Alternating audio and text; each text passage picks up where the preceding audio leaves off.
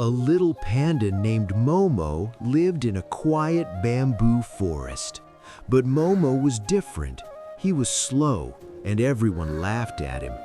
Every morning, other pandas climbed trees and played. Momo tried, but fell again and again. One day, a big storm came.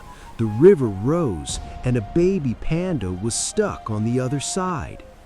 The fast pandas were scared. The water was too strong. Momo looked at the river. His legs were shaking, but his heart was strong. Step by step, Momo crossed the river using fallen bamboo. Everyone watched in silence. Momo reached the baby panda and brought him back safely. The forest was quiet. Then everyone clapped. That day, Momo learned being slow doesn't mean being weak. Never give up. Never give up.